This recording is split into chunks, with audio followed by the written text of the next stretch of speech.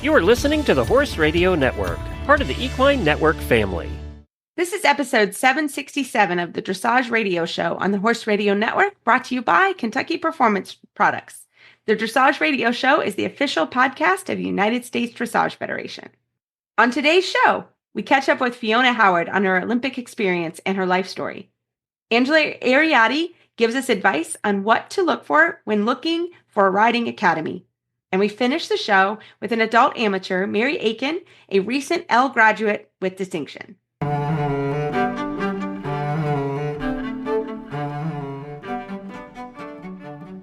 This is Reese Koffler-Stanfield, back in Georgetown, Kentucky. And I am Megan McIsaac, back in Oregon, Wisconsin, and you're listening to the Dressage Radio Show. Hey, Reese. Hi, Megan. We made it back home. Both of us had quite a trip. Don't you feel so good to be home? Yes, it feels amazing. It is great. I cooked dinner. My husband was, I think, happy to see me. It was great. My horses are happy. The grass is green. But I also, like yourself, I did not do our show from the dealership, but my truck broke down in Florida.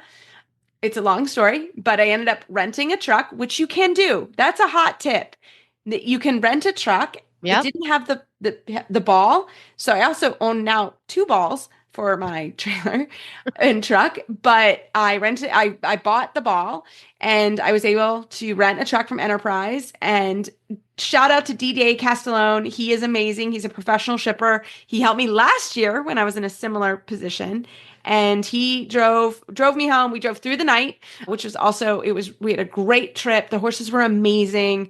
And we got home yesterday at 6 a.m. So it was still not 100% on the sleep, but it was nice. Slept in my own bed. My dog was great. And so we're home safe and sound. My truck at some point will be reunited with me. We don't know when. Yeah, it's going to have to ship up from Florida or something. I don't even know. But we are back. We are back in action. We're getting ready for Rolex, or I think it's Defender 3-day event, which will happen in a few weeks up here. And it's nice. It's nice to be home. So yeah, it was quite a trip. Oh, it sounds like it. As long as you and the horses are fine, that's all that matters. Gives you a different perspective for sure, but just know you can do that. You can rent a truck if you ever need to. So I did not know that. Enterprise. Thank you very much. You were great. So it was good. So, but yeah, hauling horses that long of a distance is hard. It is no joke. And, it's really nice to have people, I'm a firm believer you need 2 drivers for that. And we drove the whole way actually, and with 2 drivers, and really DJ drove most of the way. And we chatted, but it was great. And we were able to get home safe and sound. So love it. Oh. I love it. And what is it like for you being home? You've been home like a whole couple weeks now, right? Yeah, I think it's been 10 days. I have hit I've hit the ground running, even though I felt like I was in a bubble. We went to Midwest Horse Fair. Yes. Oh my God, this was so cool. Yeah, it's pretty awesome. 50,000 people come out. It's all breeds. It's all disciplines. For us, it's 4 days because you have move-in day, but it's 3 days for the fair. And it was awesome. My horse, AJ, loves the fair. Every year I'm like, why do I do this? It's so much work. And when I rode him, he was just like perky and happy. And also it's wonderful to represent dressage. Yes. In my neck of the woods.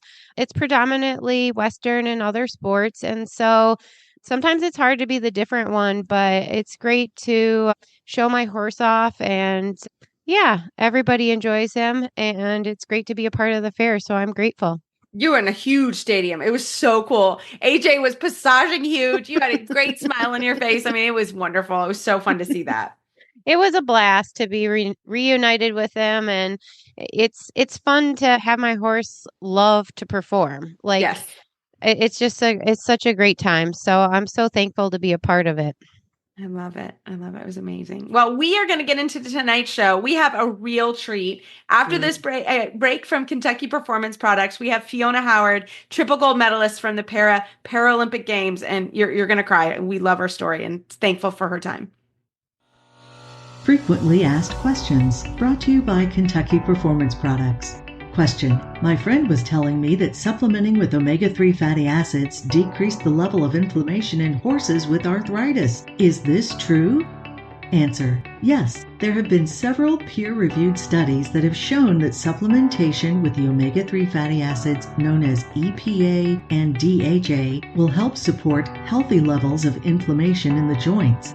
The best source of EPA and DHA is fish oil. We often recommend adding a high-quality omega-3 fatty acid supplement, such as Kentucky Performance products, contribute to the diet of horses who struggle with joint pain and stiffness. A KPP customer named Sarah recently posted a review sharing her experience with Contribute. She wrote, I recently swapped my Western dressage and cow horses over to the Joint Armor and Contribute. Astonishing results! My horses are moving beautifully with more impulsion and suspension in their gaits. You can learn more about Contribute and omega-3 fatty acids EPA and DHA at kppusa.com. Got questions about your feeding program? We can help. Email Karen at questions@kppusa.com or call us at 859-873-2974. Well, tonight, this is truly an honor. We have Fiona Howard on the line. She is a gold medalist from the Summer Para Olympics in Paris. Welcome, Fiona, to the show. Thank you so much for having me. Oh my goodness. Well, you and I have been hanging out because one of my clients purchased a horse that was in the stable where you are. And it's been so fun for the last couple of weeks to get to know you. And I was like, I don't get to interview gold medalists very often. So I am thrilled to have you. Yeah, I feel like Becca and I have really missed you in the barn. I know. Back. It was great. We had a lot of fun. So Fiona, I want you to kind of tell our listeners about your story because you're an amazing person. Oh, okay. So I started riding horses when I was 3 in England. And I started in like pony club, just doing show jumping, eventing. And then when I was about 7 years old, my mum's best friend at the time had quarter horses. And so she kind of was like, well, let's give this a go as well. So I was lucky to be able to do that as well. And as I got a little bit older into my junior years, my parents were a little bit like, okay, we kind of need to pick which discipline we're doing. And I was like, okay, well, I really love the reining. I really love the adrenaline rush. But my parents were happy for me to do that, but they always wanted me to be a very kind of like all-round rider. So they still had me take dressage lessons and equitation lessons, even though I was primarily competing in the reining. So I actually competed at the Junior Europeans when reining was still under the FEI. Wow. So I did that in 2013 and won a bronze medal there. And I was the youngest one. Oh my gosh. Yeah. So that was super cool. And that was when I really kind of had my introduction to like FEI.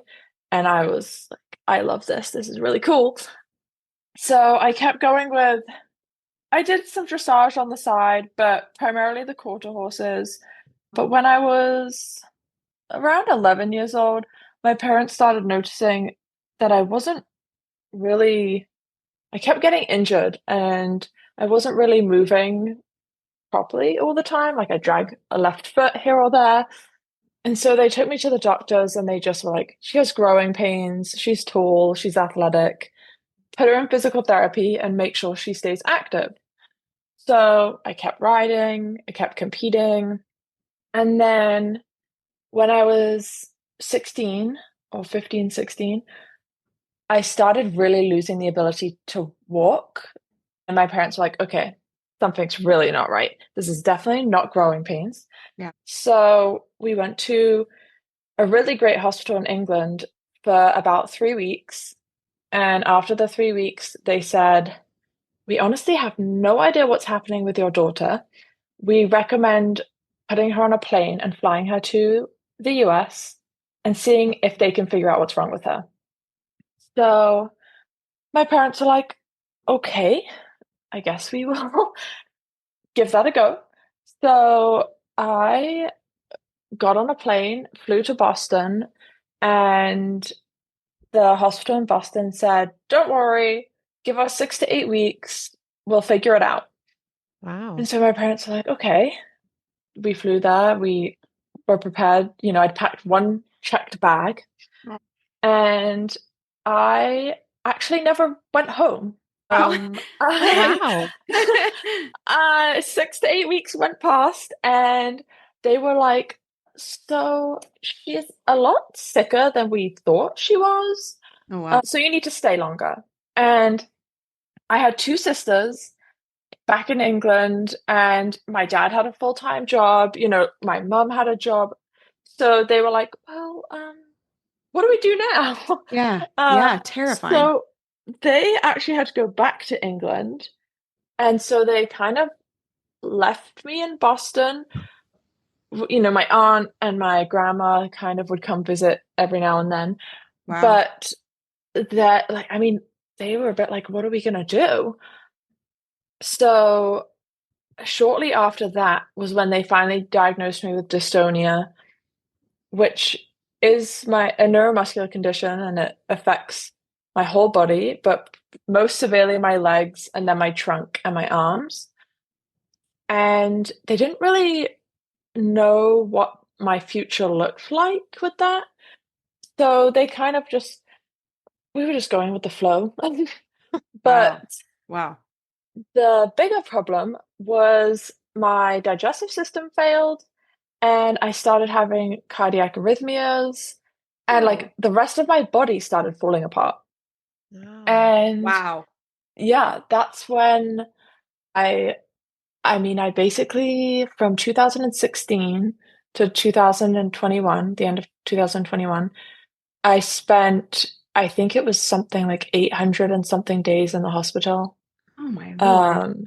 And it wasn't, yes, I had this neuromuscular condition, and, I had surgeries for that and stuff, but it was primarily the fact that my other systems were failing. And the biggest problem was my digestive system.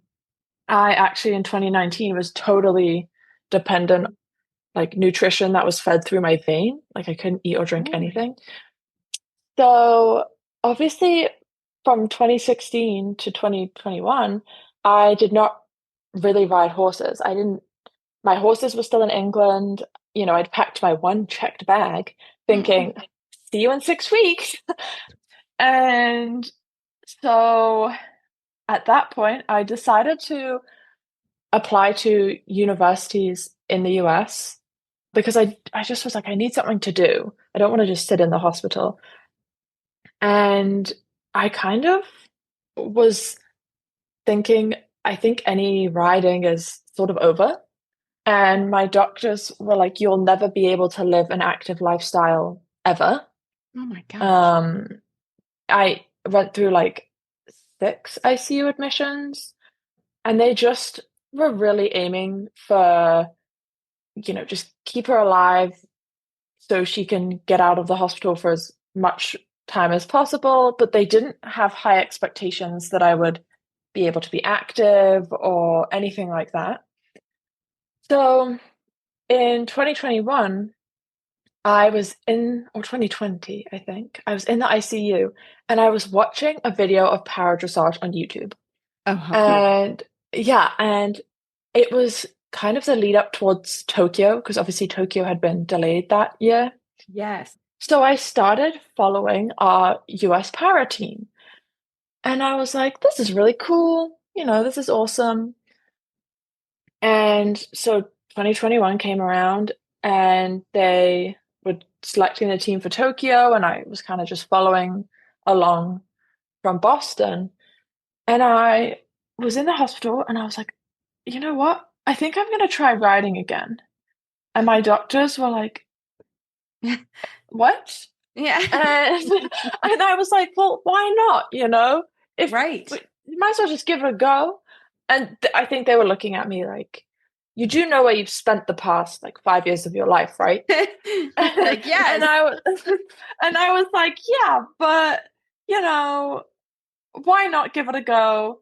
And I'd actually had one surgery in particular that had given me a decent amount of quality of life back.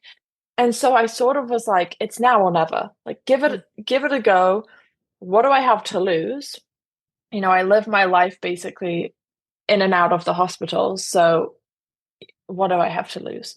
And they were like, okay, well, give it a go. So I got back on a horse 2021, and it was just like a 22-year-old thoroughbred kind of lesson horse. And I had to completely relearn to ride. Like, I'd grown up riding, horses had been my whole life. But when I got back on a horse in 2021, it was totally different because my brain knew what I wanted to ask, but my body was not responding in that way at all. So for 2021, it was a little bit rough. I got super frustrated. Sure. Oh, I can imagine. Yeah, I was like, what am I doing? But I was super fortunate that the barn that my university rode out of, they had a bunch of lesson horses, and they said, you know what? Why don't you just hop on, 2, 3, 4 a day and get to ride different horses and adapt and, kind of figure things out.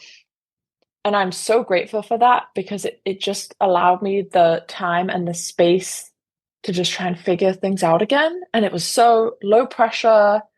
No one really was around. It wasn't busy at the barn. And they were great little, they were kind of in between large ponies and small horses. Yeah. And then I had another major foot surgery December of 2021. And in January 2022, I said, well, I want to go show in Wellington. And then I want to do a CPDI. And everyone was like, yeah. Okay. Do it. So I started riding again with a cast, like, still on my leg, and on these lesson horses in Massachusetts. And then I flew down to Wellington and got my para classification in March of 2022. And I rode a borrowed horse in the national show because he didn't have an FEI passport. So we just did the national show, but at least I could get my classification, know which grade I was in, and kind of go from there. So I did that. And then I decided to go to a national show with the same horse in May, I think, or April of 2022 at WEC. And I ran into Kate Shoemaker, and she was like, come down to Wellington. Like, you should stay here more often, and you can ride at my barn and bring your horse down. And I don't think either of us thought I would actually do it. But 2 weeks later, I called her and I was like, I'm coming. Okay, I'm coming. And she was like, okay. All right. Yeah. And then there was the June CPDI in Tryon. And I borrowed a horse that I'd never ridden. At the time, it was showing in FEI Juniors. Wow. And the rider was like, I'd be happy for you to take him to Tryon and do the CPDI.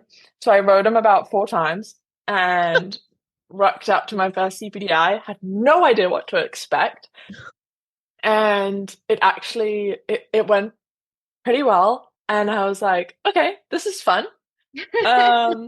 And at the time, my goal was really I really want to get back into the FEI arena. Like, I want to close that circle. Like, the only thing I wanted to do was just get back in the FEI ring to say that, I got back after my diagnosis and everything. I didn't go into this journey saying I want to make the Paris team. And I think a lot of people found that surprising because I really just wanted to get back out there to prove to myself that I could do it.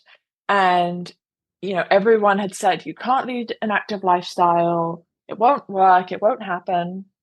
So I kind of just went back out there to be like, see, I can do this. Yes. And then, it was Kate Shoemaker who said, well, I found you a horse I think would work really well. And I was like, I don't know if I am if I want to buy another horse. Like, I don't know. And she was like, no, really, this would be good. I was like, okay. So that was Jagger. And I bought him again, like 1 week or 2 weeks before CPDI. And I rode him again, like two weeks, and went to the October CPDI and did really well there. And then that was just kind of the end of 2022. So then I went into 2023 and was like traveling the world with Jagger, going to all these CPDIs, and I was like, what is happening? Oh. I think my doctors were also like, what is happening? And I would send them emails. I remember we were in Qatar in February 2023, and I was like, yeah, my digestive system is really not good. What should I do? And she was like, well, where are you? I was like, I'm in Qatar. And she was like, oh. So they have, they came around and they've been super supportive, but I think everyone was just like, how is this happening? Cool. And so, yeah, the 2023 season happened, and that was the end of 2023 is when I think I started to really be like, I want to go for Paris and I think I have a chance. And then Diamond Dunes came in March of 2024. And then I feel like the rest was kind of history. But yeah, it's kind of a crazy journey. And a lot of my friends and my doctors are like, it's a fairy tale, Fiona. Like, I don't know, because they still, to this day, they're like, you shouldn't be able to be as active as you are because, not because of my neuromuscular disease necessarily, but my digestive system, it's so, that has been the hardest part of the journey, I think. That, they were like, you'll never be able to be active.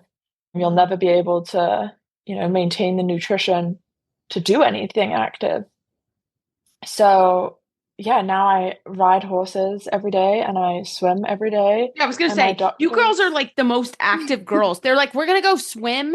We're going to go do this. I'm like, I am such a slug.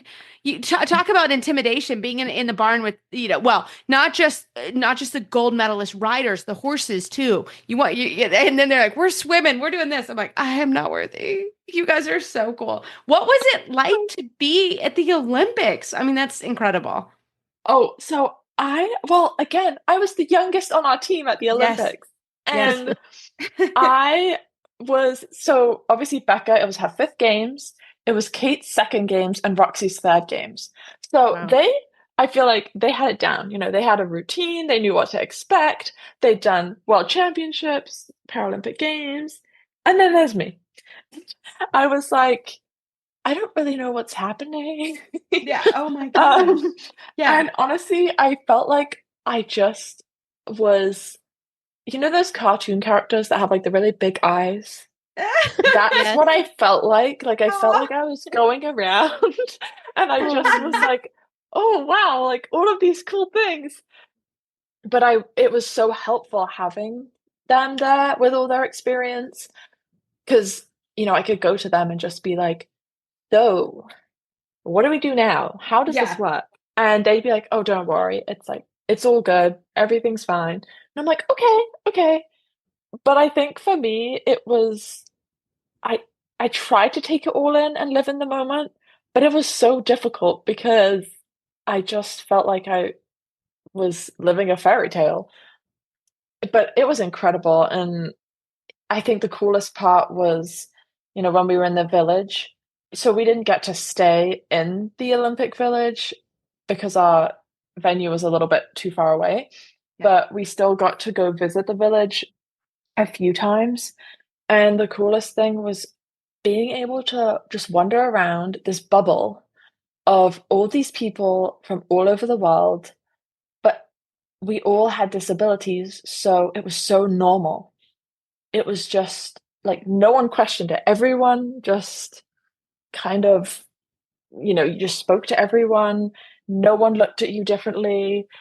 When you walked into the dining hall, there was just like prosthetic legs lying around. It was just no one batted an eyelid. Yeah. And it was just kind of the coolest energy in the village. So I would say like that was really cool. And then obviously I feel like the US had such a historic games, Yes, the girl, you got Paradressage. 3 gold medals around your neck. Like, it's I incredible.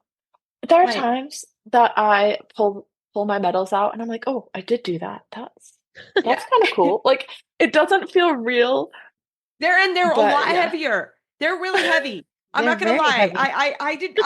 I would have loved to have all yours and Becca's to hold all 6, but I got to hold one, and it is so heavy. Well, when we came back from Paris, there's an event where all the Olympians and Paralympians are invited to the White House. So cool. Oh, wow. And so you can like wear your medals. Yes. And I remember Becca and we had our 3 gold medals on, and Like I was hurt your like, neck. yeah, I was like, Becca, my neck really hurts. And she was like, yeah, we cannot complain about this problem. Like she was a little bit like, Hold a gold quiet. medal for me. You hold a gold medal for me.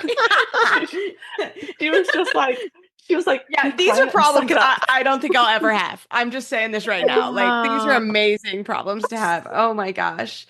Yeah. So Fiona, what's next? What's the next step? My hope is obviously to kind of keep going towards Aachen next year, the World Championships. And yeah. then obviously LA 2028 would be awesome, especially because Yes. it's a home games. But I'm kind of just really enjoying the journey because it's all the like little memories that I remember. Like obviously winning gold medals, it was amazing. And I'm so thankful to everyone that helped me get there. But the memories that I feel like are really my core memories are kind of all the little moments.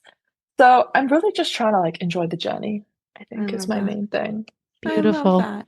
Thank Well, you. Fiona, how do our listeners follow you on your journey and read about your story? I have an Instagram which I post most things on, I feel like. Love it. Yeah, it's just like I think it's just FionaHoward.ply. That's kind of my main social media thing. I would say that's where I post about my story the most. Yeah. I'm following you now. I love it. Okay. Amazing. Amazing. Thank you so much for your time tonight. Your story is absolutely wonderful. And we want you back. We want Aachen. We want you back on, girl. Will happily come anytime. You just let me know. Okay, I'll hold you to it. Thank you so much for your time tonight. Yeah. It was amazing. Yeah. Keep your horse feeling their best with supplement brands you trust, delivered right to you on time with Chewy AutoShip. Never run out again with easy repeat deliveries on your schedule and save big while you're at it. Get 40% off your first AutoShip order for supplements for your horse with code EQSUP. And I'll say it one more time, and it's all capitals, EQSUP at checkout. For your favorite brands, fast shipping, there's Chewy. Shop now at chewy.com/equine. Well, today, back by popular demand, and she's also a very good friend of mine, Angela Ariatti from Ariatti Equestrian Services. Angela, welcome back to the show. Thanks, guys. It's so good to hear you guys and have everybody back in Kentucky. I know. We are back in Kentucky. It is spring, and this is the time. Really, the next few weeks are the time you want to be in Kentucky because it's we go right from, I think it's Defender / Kentucky 3-day event. Then we go into Derby. Like it is the time to be here, which is fun. Grass is growing. Grass is really growing. Horses. And Angela, as always, you come on because you run such a wonderful Pony Club Center and Riding Center for youth. And you and Megan can really talk on this because we feel like it's important to bring light to kind of the subject we're talking about. And I'll add in some also. So what are we talking about today? So this time of year, a lot of people are starting to look like, oh, my kid wants to ride. I think I'll go on Facebook and look at who's offering horseback riding, or your kid's been riding and it's time to start looking at colleges and you think you're sending the horse to college with your kid. Right? So it's important to understand what's going on with our riding academies as far as lesson horses and how those riding academies have evolved in the last 2 to 3 years. And I feel like it's really important to choose the right place, 100%. and to know, kind of be able to know the difference between a good riding academy and a riding academy that just popped up and is probably going to be gone away in several months. You don't want to be there. Well, and again, I think, I mean, we can talk across the board. And Megan and I have been talking for the last 6 months or so about kind of some challenges in the equestrian world. And it is hard to find a riding academy, right? I mean, even in Kentucky, which you wouldn't think, it is kind of hard. And I mean, honestly, I would send them to you and you're an hour and 8 minutes from my farm. So let's get into it. Let's talk about it because it's important. So the riding academies right now have kind of struggled with holding on to what we would have called our string of lesson horses, just because of the cost of carrying those horses are a lot higher.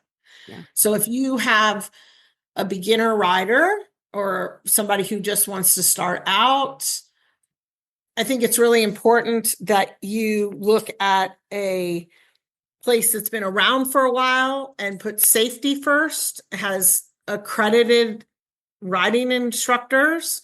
They could still be older teenagers, but maybe they're older pony clubbers, that if they're older pony clubbers, they have been given education on how to do a lesson. So I think that's really, really important. Expect to see reliable beginner horses. Don't expect to see horses that are going around jumping 2-6, 3-foot fences that they're carrying for your once a week lesson. That's no longer what we're seeing anymore. Would you agree with that, Megan? I don't know about that, but I would add, look for lunge horses. People who have lunge horses, because I don't offer jumping. I only offer dressage. Right. My horses are available from lunge horses to I-1. So I think that's also really rare. Yes, that's very rare. So for kids or kids going to college, the jumping horses take a lot more expenses to carry. So if you're going off to college and you don't own a horse, you might be looking for a lease or a place that can offer you some type of lease on a horse that could provide what you want in the more advanced type of riding. Mm-hmm. It's Totally what I agree. would say. For the younger kids, it's super, super important that there's safety and then there's fun. So there should be a community of kids in similar age groups that kind of pow around together, and they have some fun activities. Like we offer some horsemanship days, some days that's like own a pony day, and they come out and they groom and feed the pony and they learn about mucking or they learn about grooming. And it's just off the horse. It's just community. That's all it is. It's just hanging out with your other horse friends. For the college kids, same thing. They need to have their community of horse people around them. So it doesn't make sense to go to like an all adult, working adult place.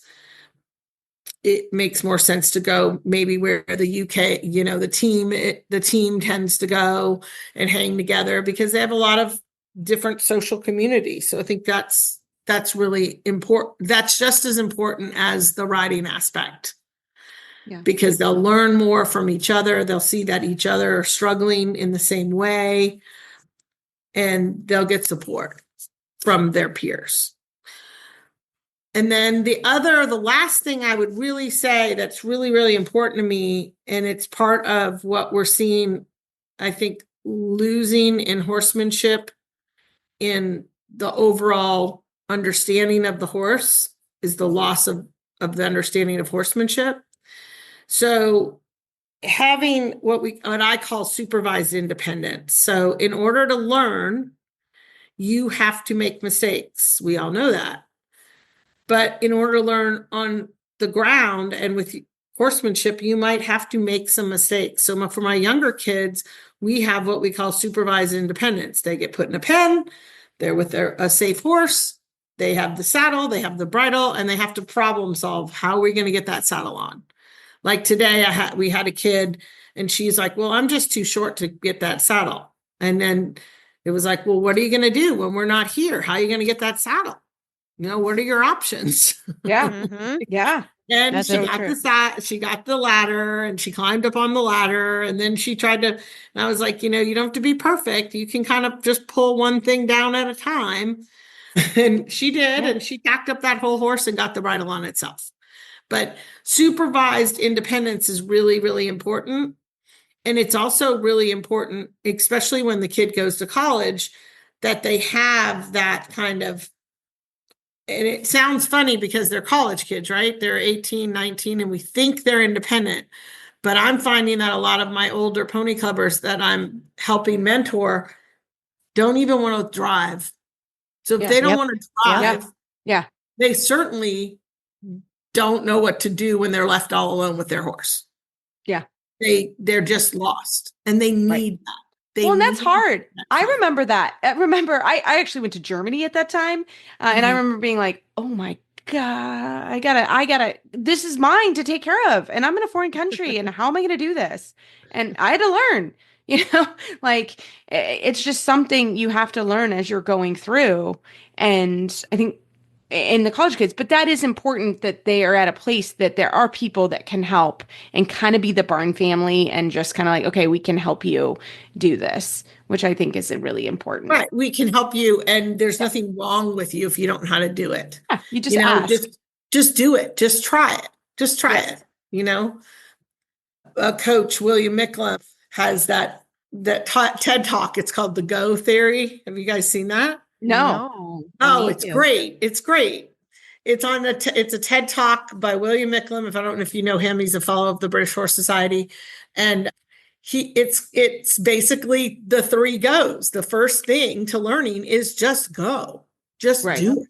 Just do know? it. Yeah. Yep. The second thing is do it again. Go again. Yeah. Yeah. Go again and go again. Go I love again. And Yeah. it's really, really funny.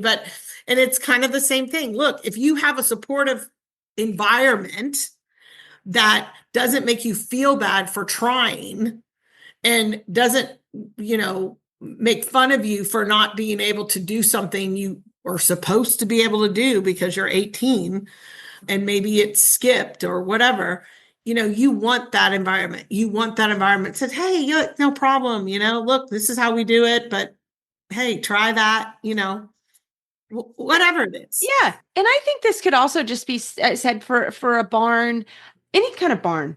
I'm getting a lot of people are moving to Lexington, and Lexington, strangely, there's not a lot of facilities here. It's hard to find the right facility. And one thing that I do when people call me is, as the barn owner, I am very specific about what are sort of my rules and what are my times that I'm open. And, for example, my barn is closed on Sunday. I have staff here, but this is my home and I like the barn to be closed on Sunday. And if you don't like that, that is no problem. I'm not going to be the place for you. So I think it's important to ask very specific questions when you're going to a barn, and especially with the college kids. We have the University of Kentucky here. It's tricky to have a horse here because, I don't want kids here at 8:00 at night. I'm literally in my pajamas. So, it's important to know that you're going to the right facility, even if it's not just that you're a college kid, you may work, and that is great. I wouldn't be the barn for you. And I think it's also important for the barn owners, and if they're not real clear about it, ask that specific question. When are you open? In my case, what do you do for the winter? My barn is closed in the winter. I don't have horses here. And so you have to find another facility. And so you have to know that ahead of time, or you come with me, also an option. So, I when people call, I try to be very specific about what my needs are and to find out what their needs are. And then I try to help them find the right facility. Does that make sense? That's really, really important for whether you're looking for riding lessons for your 5-year-old. You need to really think about, what do you want to turn them off on horses? Do you want to turn them on horses?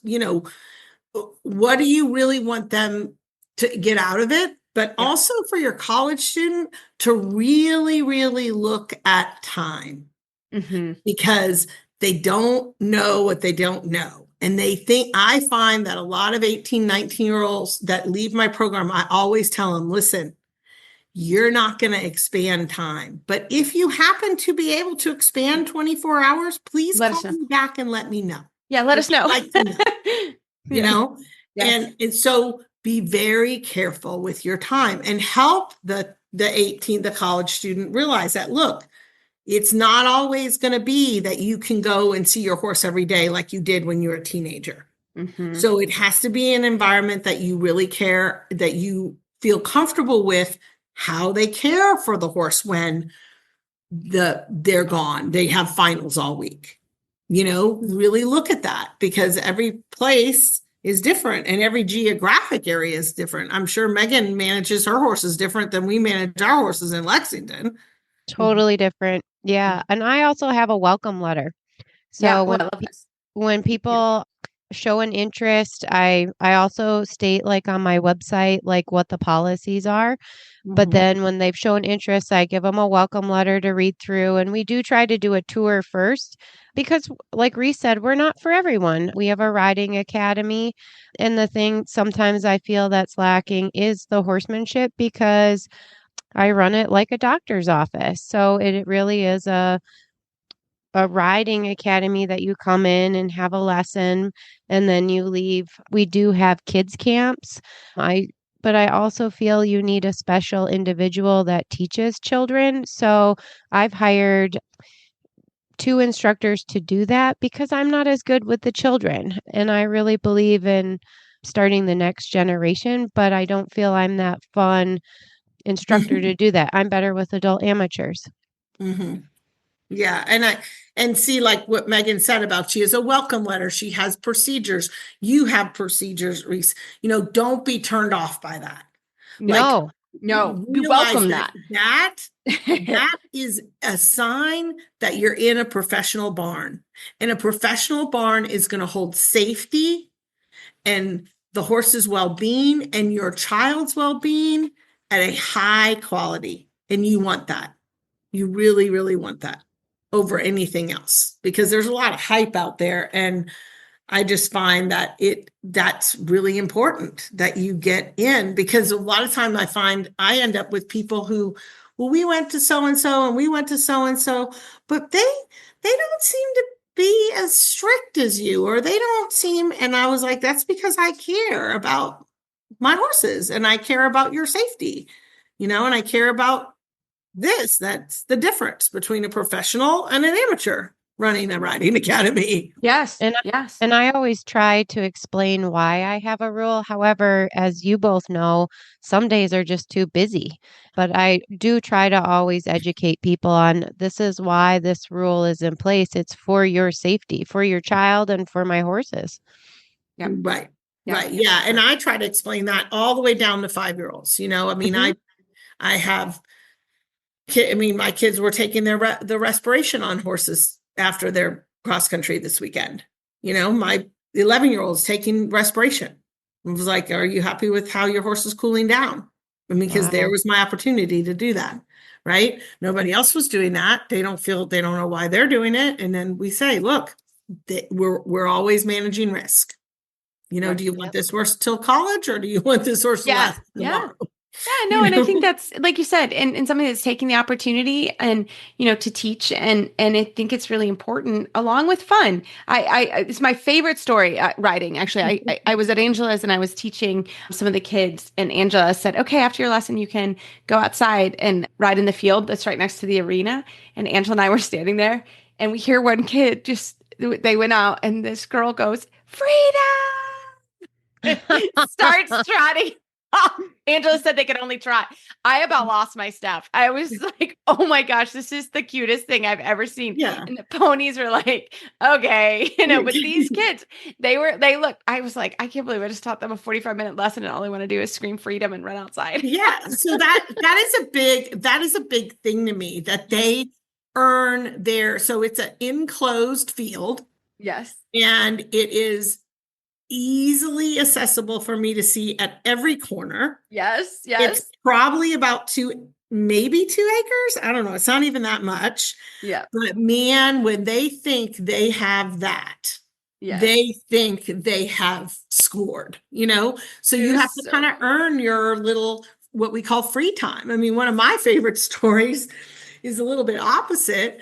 Everybody gets their 10-minute of free time with their horse, and you literally can do whatever you want in the parameters. So, you can't gallop your horse around. You can't hit your horse. You can't bite your horse. Just things that are going to keep it safe, right? Again, not my what? I know. Don't even go there. But this little and parents want to see some type A parents want to see the kid practicing. They want to see them putting their heels down, practicing their 2-point or practicing their sitting trot without their stirrups. Oh, why don't you try this? Well, nobody's allowed to dictate what this child can do for free time. None of them. Nobody, not me. Yeah. It's just you cannot do certain things, right? But inside that, you can do whatever you want. This little girl, she leaned over, hugged her horse, closed her eyes, and stayed like that for 5 minutes. Oh, that's all she did. I thought her mom was going to kill her. Okay, like her mom wanted her practicing, wanted her da-da-da, and all she wanted to do was just hug her horse and be with her horse. That's me on a daily basis, girl. I know. What are you talking about? I was thinking. I was like, I want to do that all the time. That's why I have horses in my barn. But what we don't realize is how special that time moment. I mean, that's what we all really love about riding, right? It's in that silent moment that we experience things, right? And she just got to smell the horse and lay there with her eyes closed, and he fell asleep, and I think she fell asleep. I don't know what was going on. But, she wasn't breaking any rules, so I couldn't say anything. But it was the cutest thing, and I thought, some days that's what you need. Yes, right? Sometimes I want to just go on a hack. Oh, I love it. That's just what you want to do. Is you just want to sit there and just chew hay with them. I mean, I love it. Okay. I love it. Well, Angela, as always, I just love when you come on. You're so inspirational, and you just do such an amazing job developing young people. And you teach all levels too. I mean, you don't just do it. You have just an amazing program because of these things. And we've been doing this a long time, sister. But how can our listeners find you online if they have questions, if they are, want to see or understand more about your program as well? So we have a large Facebook following on Ariatti Equestrian Services, an Ariatti Equestrian Pony Club Center, and we have a website, ariattihorse.com. It's being revamped, but it's still up. So that's awesome. A great way to find us. Facebook is great, though. I love it. Well, thank you so much as always for your time. I love it. And I know we'll have you back on later in the year to talk about what's going on with your kiddos as well. So thank you so much. Okay. Have a good one. Thank you. Easy, effective, and eco-friendly fly control starts with fly predators. Fly predators are the organic, natural way to dramatically minimize your fly problem. Learn more about fly predators and other Spalding Labs fly control solutions at Spalding, spalding-labs.com. Well, tonight we were very excited to have Mary Aitken on the line. She is an L graduate with distinction. She's an adult amateur rider, and she's a married mom of 2 kiddos. Mary, welcome to the show. Hey, thanks. Thanks for having me. Well, I love it. Well, first of all, we want to hear a little bit about yourself and your riding before we go to why you decided to go to the L graduate or to the L program. So tell us a little bit about yourself. Okay, awesome. So I started riding as a little girl. I did everything from pony club to fox hunting. My main focus as a junior rider was in the jumpers. I went to Baylor University and was on the equestrian team there. I met Claire Darnell, who became my dressage influence and cheerleader. As I journeyed into my life with kids, I decided I didn't want to jump anymore. And I made the full switch to dressage about 8 years ago. Love it. And I've just been going at it ever since. I've had the main mount Copperfield since 2017. And we just went down our first center line at Grand Prix last weekend. Woohoo! Congratulations. Oh my Thank gosh, you. that's huge. It is huge. It's been quite a journey and I've been learning so much. It's been wonderful. Do you remember what happened in your first Grand Prix? I ask everybody that. Okay, yeah, I do. I remember. Hey, that's pretty good. Me, I was like, what just happened? I was like on a roller coaster. It was a lot. Yeah. It's definitely its own beast. Yes. Yes, it is. I love it. Well, congratulations. That Thank is you. huge. So tell us, how do you fit horses into your super busy life with 2 kiddos? I am super lucky to have the full support of my husband and my parents still to allow me to ride. I'm a beekeeper too. So Oh my gosh, everything I do takes so much time, it seems like, but yes, you have to fit it in. And, if you want to get something done, you ask a busy person is what I've always been told. So, So true. we feel you. Megan and I Yeah. are like, we're there, girl. We're yeah. right there. So time management skills, and, I get to spend a couple hours at the barn every day while my kids are at school. And then, that's my time. I generally give my horses the weekends off so I can focus on being with my family. Yeah. Oh, that's perfect. That's so good. Yeah. How did you decide to join the L program? So I've always been a little bit intrigued by the idea of judging, even as a junior rider from the equitation perspective. And I really love the dressage judging because you get your scores back and you can see your judges' comments and what you can improve on, even if you are only showing a couple of times a year. And as a competitor, I also decided it would be a good thing to do. So I really understood what the judges were looking for. Yes. And so that's why I decided to go into it. Do you think you will continue on to the Little R program? I would love to continue on to the Little R program. At this point, I want to get a couple schooling shows under my belt as an L grad and develop some confidence and further develop my methodology and get better at judging those turns on haunches. That's definitely my weakness. They're the weakness for everybody. Teaching them, judging them. Oh, buddy. Yeah, it might be the only lesson I've ever cried in was working on the haunches. They're so hard. And I'm not going to lie, when I did my certification, that was my assigned exercise to teach. And I was like, okay. I was like, oh my gosh, it's so hard. So they're hard all the way around for judging and teaching and riding until you get the hang of them. So I love that because that's true. That's normal. That's fantastic. Yeah, so hopefully after I get some schooling shows under my belt and a little more confidence in that, I would be definitely interested in continuing on to the Little R program for sure. Yes, we need more judges. I love this. We do. We need more judges, and we need more judges like yourself who ride and train and understand the daily grind of what we do, because it is hard and it is really hard. Like you're doing it, riding Grand Prix and mama kids, like that's very difficult. So it's so cool to hear that you went on and did the program. If you were talking to someone and they were on the fence, like, why should I go? It's a lot of money. It's a lot of time. What would you say to them? I think the first thing that I would say to somebody is do part 1. Even if you don't want to spend the money to be a participant, you can always go as an auditor and you can learn so much from sessions A, B, and C, even if you're not a participant. So I think that for most programs, there is a cheaper option to be an auditor, and I think that's a great thing to do. What was the other question?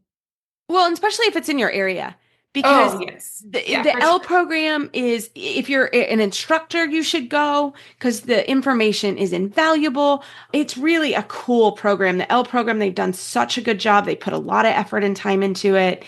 So I absolutely, 100%. I am so glad I went in.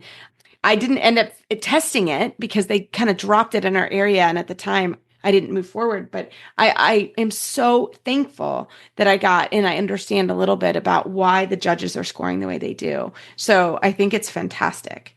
Yeah, it's definitely been really helpful for me as a competitor, and then also providing hopefully another opportunity for me to enjoy horses as I age. Yes. I love it. Well, Mary, you are an absolute inspiration, and it is so fun to talk with you.